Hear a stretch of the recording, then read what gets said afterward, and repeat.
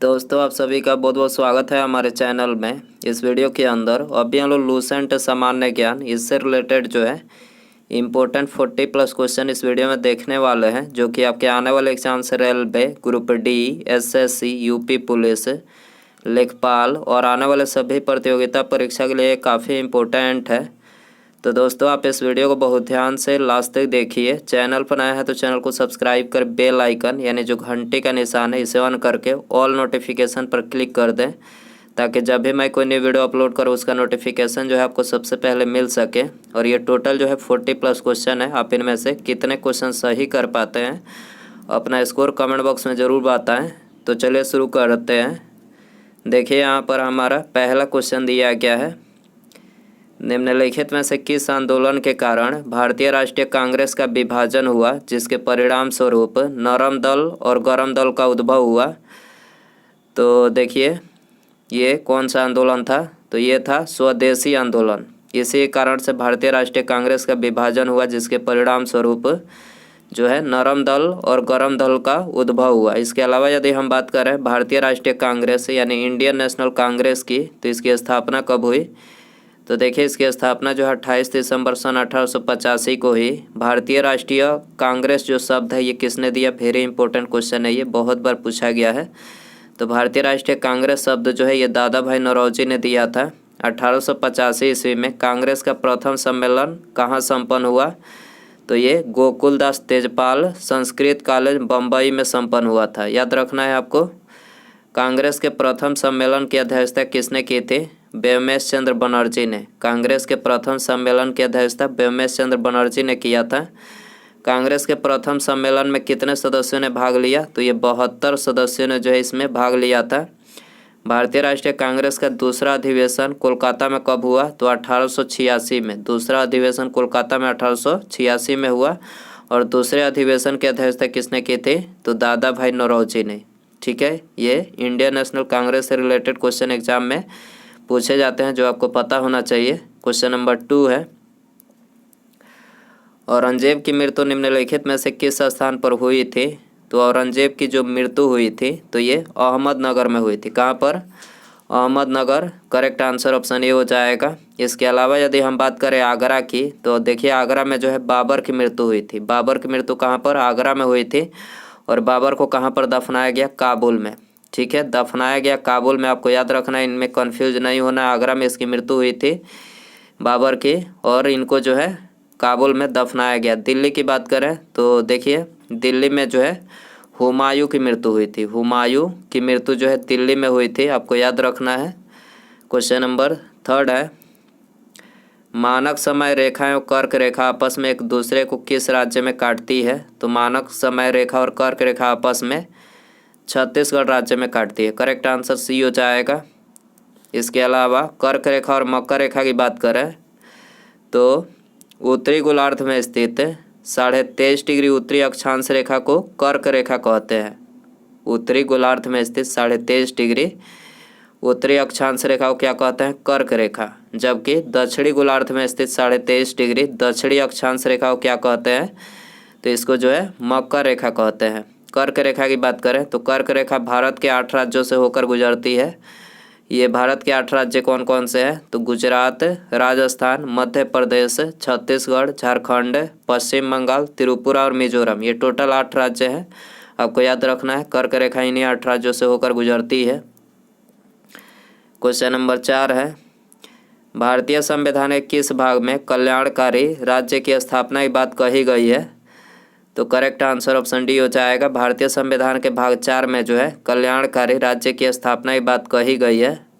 भारतीय संविधान के भाग 1 की बात करें, भाग 1 की, तो इसमें जो है संघ और उनके क्षेत्र दिया गया है, जो कि अनुच्छेद 1 से लेकर 4 तक में वर्णित है, संघ और उनके क्षेत्र। भाग 2 की बात करें तो देखिए इसमें जो है नागरिकता से संबंधित प्रावधान दिया गया है, जो कि अनुच्छेद 5 से लेकर 11 तक में वर्णित है। भाग 3 में जो है मूलभूत अधिकार दिया गया है, जो कि अनुच्छेद 12 से लेकर 35 तक में वर्णित है। और भाग 4 ये तो बता ही दिए कि कल्याणकारी राज्य की स्थापना की बात कही गई है। इसके अलावा भाग 4 में जो है राज्य के नीति निर्देशक तत्व दिया गया है जो कि अनुच्छेद 36 से 51 तक में वर्णित है। ये सारी बातें आपको याद रखनी एग्जाम के लिए इम्पोर्टेंट है। क्वेश्चन नंबर 5 है, भारतीय राज्यों पर अंग्रेजी प्रभुत्व स्थापित करने के लिए किसने प्रशासन में सहायक संधि प्रणाली का सूत्रपात किया? भारतीय राज्यों पर अंग्रेजी प्रभुत्व स्थापित करने के लिए किसने प्रशासन में सहायक संधि प्रणाली का सूत्रपात किया? तो ये किया था लॉर्ड ब्लेजली ने। ठीक है, करेक्ट आंसर बी हो जाएगा। लॉर्ड ब्लेजली कार्यकाल की बात करें तो देखिए इसका कार्यकाल 1798 से 1805 तक जो था इसका कार्यकाल था, और इसी के कार्यकाल के दौरान जो है चौथा मैसूर युद्ध 1799 में हुआ था। इसी के कार्यकाल के दौरान जो है चौथा मैसूर युद्ध 1799 में हुआ था, और दूसरा मराठा युद्ध हुआ था, जो कि मराठा युद्ध 1803 से 1805 तक जो है चला था। आपको याद रखना इसी कार्यकाल के दौरान। क्वेश्चन नंबर 6 है, ताजमहल के अंदर के उद्यान को डैश के रूप में जाना जाता है? तो देखिए इसको जाना जाता है मुगल गार्डन के रूप में। याद रखना है आपको, ताजमहल के अंदर के उद्यान को मुगल गार्डन के रूप में जाना जाता है। करेक्ट आंसर ऑप्शन ए हो जाएगा। क्वेश्चन नंबर 7 है, 1924 में इंडियन नेशनल कांग्रेस का अधिवेशन कहाँ आयोजित हुआ था? तो 1924 की बात हो रही है। तो देखिए 1924 में बेलगांव में हुआ था। ठीक है, बेलगांव में हुआ था। करेक्ट आंसर ऑप्शन ए हो जाएगा। क्वेश्चन नंबर 8 है, ब्लू माउंटेन पर्वत शिखर भारत के किस राज्य में स्थित है? ब्लू माउंटेन पर्वत शिखर भारत के किस राज्य में स्थित है? तो ये मिजोरम राज्य में स्थित है। करेक्ट आंसर बी हो जाएगा। क्वेश्चन नंबर 9 है, भारत में पहली आर्थिक जनगणना कब की गई? भारत में पहली आर्थिक जनगणना कब की गई? 1977 में की गई थी। करेक्ट आंसर सी हो जाएगा। क्वेश्चन नंबर 10 है, भारतीय संविधान के किस भाग में केंद्र राज्य विधायी संबंध दिए गए हैं? केंद्र राज्य विधायी संबंध दिए गए हैं, तो ये भाग 11 में दिए गए हैं। ठीक है, करेक्ट आंसर ऑप्शन बी हो जाएगा। क्वेश्चन नंबर 11 है, भारतीय संविधान का अनुच्छेद 249 संबंधित है। 249 किससे संबंधित है? तो ये राज्य सूची के विषयों के संबंध में संसद की विधायी शक्तियों से, राज्य सूची के विषयों के संबंध में संसद की विधायी शक्तियों से संबंधित है अनुच्छेद 249। इसके अलावा यदि हम बात करें राष्ट्रपति पर महाभियोग चलाने की प्रक्रिया, ये कौन से अनुच्छेद में है? तो ये अनुच्छेद 61 में दिया गया है। ठीक है, अनुच्छेद 61 में राष्ट्रपति पर महाभियोग चलाने की प्रक्रिया का प्रावधान है। संसद के गठन का प्रावधान कौन से अनुच्छेद में है? अनुच्छेद 79 में। अनुच्छेद 79 में संसद के गठन का प्रावधान है। संघ की राजभाषा, ये कौन से अनुच्छेद में दिया गया है? 343 में। संघ की राजभाषा 343 में दिया गया है। न्यूटन प्रति मीटर स्क्वायर किसका एसआई मात्रक है? न्यूटन प्रति मीटर स्क्वायर किसका एसआई मात्रक है? तो ये दाब का एसआई मात्रक है। करेक्ट आंसर बी हो जाएगा। जैविक सिस्टम में रासायनिक क्रिया की प्रक्रिया को तेज करने में उत्तरदायी पदार्थ कौन सा है? तो उत्तरदायी पदार्थ है एंजाइम। जैविक सिस्टम में रासायनिक क्रिया की प्रक्रिया को तेज करने में उत्तरदायी पदार्थ है एंजाइम। बी आंसर हो जाएगा। विटामिन क्या होते हैं? विटामिन्स क्या होते हैं? तो देखिए विटामिन जो है ये कार्बनिक यौगिक होते हैं। ठीक है, ऑप्शन ए करेक्ट हो जाएगा। दोस्तों यदि आपको वीडियो पसंद आ रहा है तो प्लीज़ वीडियो को लाइक करें, अपने दोस्तों में शेयर करें, और चैनल पर आया है तो चैनल को सब्सक्राइब करके बेल आइकन ऑन करके ऑल नोटिफिकेशन पर क्लिक कर दें, ताकि जब भी मैं कोई नई वीडियो अपलोड करूं उसका नोटिफिकेशन आपको सबसे पहले मिल सके। चलिए देखते हैं अगला क्वेश्चन। निम्नलिखित में से संथाल विद्रोह कब हुआ था? संथाल विद्रोह, तो ये 1855 से 56 ईस्वी में हुआ था। ठीक है, 1855 से 56 में जो है संथाल विद्रोह हुआ था। ऑप्शन डी यहाँ पर करेक्ट हो जाएगा। निम्नलिखित में से कौन चौरी चौरा कांड की वास्तविक तिथि है? चौरी चौरा कांड की वास्तविक तिथि कौन सा है? तो यह है 5 फरवरी 1922। 5 फरवरी 1922 चौरी चौरा कांड का वास्तविक तिथि है। बी आंसर हो जाएगा। भारत की सबसे बड़ी बहुउद्देशीय परियोजना कौन सी है? तो सबसे बड़ी बहुउद्देशीय जो परियोजना है वो है भाखड़ा नांगल परियोजना, और ये किस नदी पर बनाई गई है? सतलज नदी। याद रखना है, भाखड़ा नांगल सतलज नदी पर बनाई गई है। याद रखना है, ऑप्शन डी यहाँ पर करेक्ट हो जाएगा। 61वें संविधान संशोधन अधिनियम द्वारा मतदान करने की आयु 21 वर्ष से घटाकर 18 वर्ष कर दी गई। यह किस प्रधानमंत्री के कार्यकाल में संशोधन हुआ? किसके कार्यकाल के दौरान हुआ था? राजीव गांधी। याद रखना है, राजीव गांधी के कार्यकाल में ही मतदाता की आयु 21 वर्ष से घटाकर 18 वर्ष जो है किया गया। याद रखना है, सी आंसर हो जाएगा। गांधी जी को महात्मा का खिताब किसने दिया? गांधी जी को महात्मा का खिताब किसने दिया था? वेरी इंपॉर्टेंट क्वेश्चन है। रविन्द्रनाथ टैगोर ने दिया था। याद रखना है, रविन्द्रनाथ टैगोर, बी आंसर हो जाएगा। भारत श्रीलंका के बीच अवस्थित है। भारत श्रीलंका के बीच अवस्थित है। तो भारत श्रीलंका के बीच जो है पाक जल संधि और मन्नार की खाड़ी, पाक जल संधि और मन्नार की खाड़ी स्थित है। तो यहाँ पर 1 और 3 ऑप्शन सी में दिया गया है, करेक्ट हो जाएगा। इलाहाबाद का अशोक स्तंभ अभिलेख निम्नलिखित में से किसके काल के बारे में सूचना प्रदान करता है?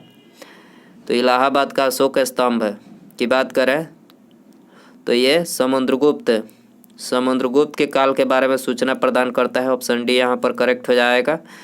निम्नलिखित में से कौन मानव गुर्दे का सामान्य कार्य नहीं है? मानव गुर्दे का सामान्य कार्य कौन सा नहीं है? रक्त में शर्करा की मात्रा का नियंत्रण। रक्त में शर्करा की मात्रा का नियंत्रण जो है मानव गुर्दे का सामान्य कार्य नहीं है। ऑप्शन डी यहाँ पर करेक्ट हो जाएगा। भारतीय व्यापार में ईस्ट इंडिया कंपनी का एकाधिकार समाप्त किया गया।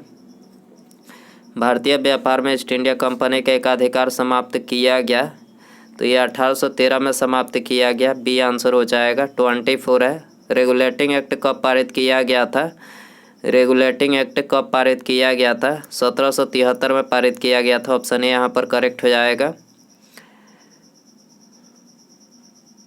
भारत के प्रथम वायसराय निम्न में से कौन थे? भारत के प्रथम वायसराय कौन थे? लॉर्ड कैनिंग भारत के प्रथम वायसराय थे।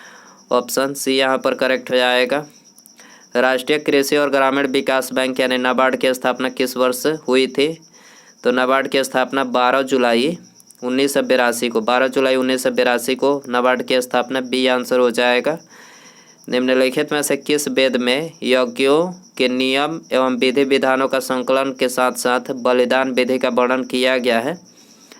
तो ये यजुर्वेद में किया गया है। ठीक है, करेक्ट आंसर ऑप्शन ए हो जाएगा। राष्ट्रपति द्वारा सर्वोच्च न्यायालय के न्यायाधीशों की नियुक्ति की जाती है। राष्ट्रपति के द्वारा सर्वोच्च न्यायालय के न्यायाधीशों की नियुक्ति की जाती है। तो ये की जाती है भारत के मुख्य न्यायाधीश के परामर्श से। ठीक है, राष्ट्रपति के द्वारा भारत के मुख्य न्यायाधीश के परामर्श पर सर्वोच्च न्यायालय के न्यायाधीशों की नियुक्ति की जाती है। ऑप्शन डी यहाँ पर करेक्ट हो जाएगा।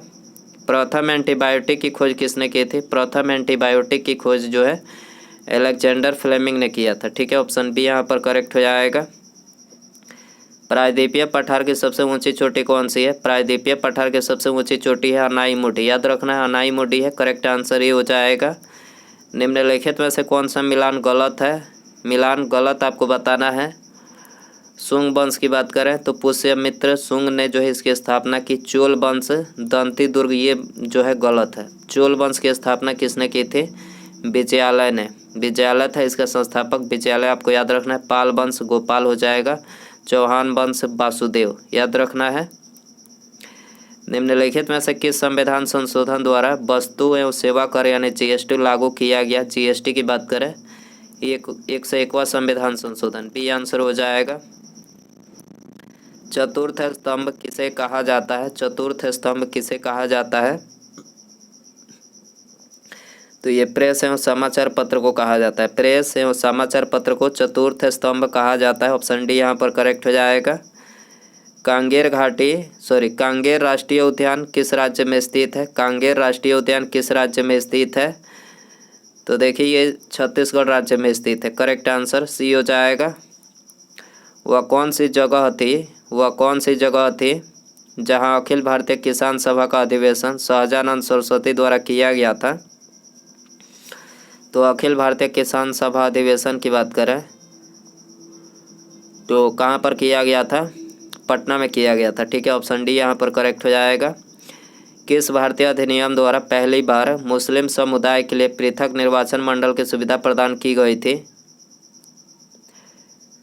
किस भारतीय अधिनियम द्वारा पहली बार मुस्लिम समुदाय के लिए पृथक निर्वाचन मंडल की सुविधा प्रदान की गई थी? तो ये की गई थी भारत परिषद अधिनियम 1909 के द्वारा।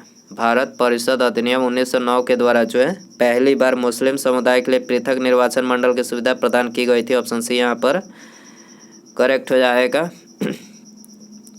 भारतीय संविधान में अध्यादेश का प्रावधान लिया गया है, तो अध्यादेश का जो प्रावधान है वो भारत शासन अधिनियम 1935 से लिया गया है, याद रखना है। भारत शासन अधिनियम 1935 से भारतीय संविधान में अध्यादेश का प्रावधान लिया गया। ऑप्शन बी यहाँ पर करेक्ट हो जाएगा। बराक नदी किन राज्यों की एक महत्वपूर्ण नदी है? बराक नदी किन राज्यों की एक महत्वपूर्ण नदी है? तो ये मणिपुर और मिजोरम की एक महत्वपूर्ण नदी है। मणिपुर और मिजोरम की महत्वपूर्ण नदी है, बी आंसर हो जाएगा। एक्स किरणें किस प्रकार की तरंगे हैं? एक्स किरणें किस प्रकार की तरंगे हैं? विद्युत चुंबकीय तरंगे है। एक्स किरणें जो है विद्युत चुंबकीय तरंगे है, सी आंसर हो जाएगा। 40 है। श्यामली, अंजलि एवं सुजाता। श्यामली, अंजलि एवं सुजाता किस फसल की किस्में हैं? तो देखिए ये तीनों जो है ये कपास की किस्में हैं, श्यामली, अंजलि और सुजाता। ऑप्शन यहाँ पर करेक्ट हो जाएगा। 41 है। किस संविधान संशोधन द्वारा संविधान में आंतरिक अशांति को हटाकर उस स्थान पर सशस्त्र विद्रोह को रखा गया?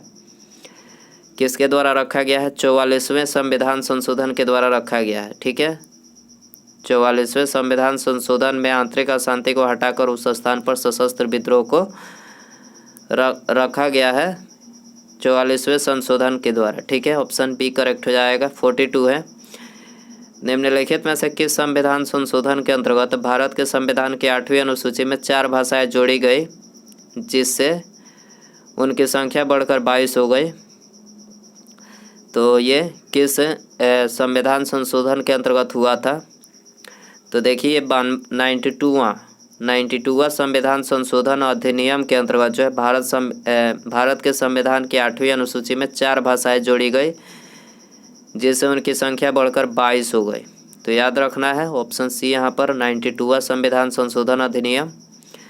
तो दोस्तों ये थे लूसेंट सामान्य ज्ञान के important 40 plus question. I hope कि ये वीडियो आपको जो है पसंद आया रहेगा। पसंद आया तो प्लीज़ वीडियो को लाइक करें, अपने दोस्तों में शेयर करें। चैनल पर नया है तो चैनल को सब्सक्राइब करके बेल आइकन यानी घंटे का निशान है उसे ऑन करके ऑल नोटिफिकेशन पर क्लिक कर दें, ताकि जब भी मैं कोई नई वीडियो अपलोड करूं उसका नोटिफिकेशन जो है आपको टाइम टू टाइम मिल सके। तो सब्सक्राइब करने के बाद बेल आइकन ऑन रखें। ठीक है, मिलते हैं अगले वीडियो में। नमस्कार, जय हिंद, जय भारत।